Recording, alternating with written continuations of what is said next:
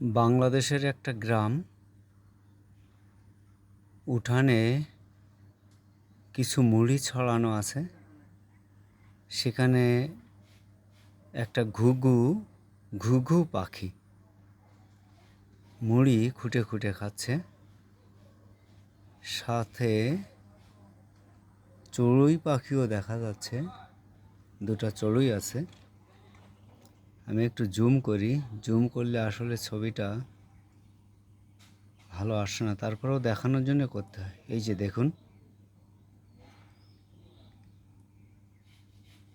দুইটা চড়ুই আর একটা ঘুঘু উঠানে মুড়ি খুঁটে খুঁটে খাচ্ছে। কি সুন্দর!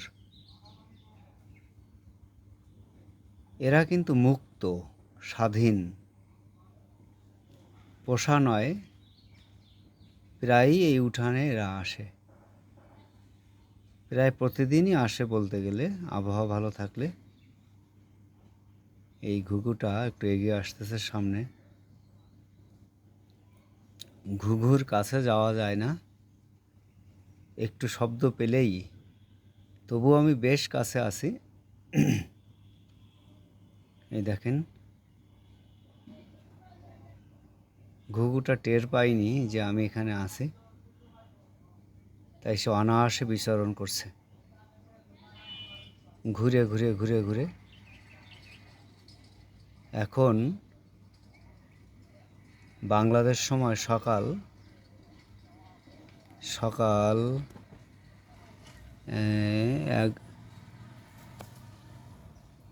11:03 সকাল। বেশ রোদেলা দিন। চড়ুই দুটো নাই, ঘুঘুটা এখনো আছে, এখনো মুড়ি খুঁটে খুঁটে খাচ্ছে।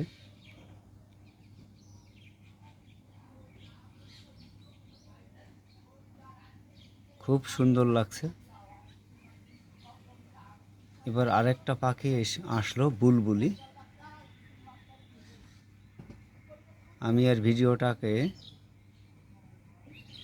স্টপ করলাম না, হোক না একটু দীর্ঘ। এটা বাংলাদেশের একটা গ্রাম। স্থানীয় সময় সকাল 11:05।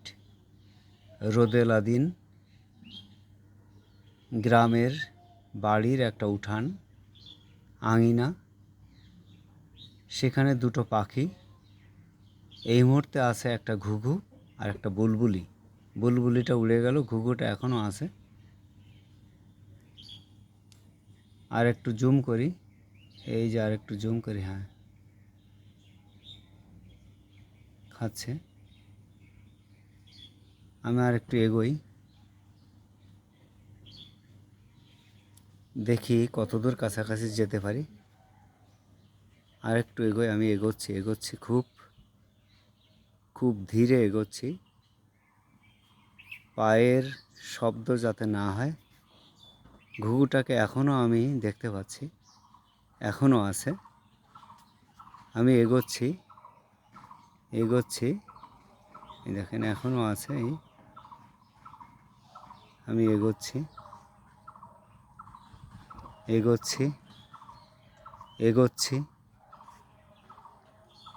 এখনও তাকে পাচ্ছি। আমি ক্যামেরার চোখেই তাকে দেখছি, আশেপাশে তাকাচ্ছি না। এই মুহূর্তে আমি খুব কাছে 12 ফুটের মতো তার কাছে যেতে পেরেছি। আর একটু দূরত্ব আমি কমাচ্ছি। ঘুঘুটা এইবার উড়ে গেল।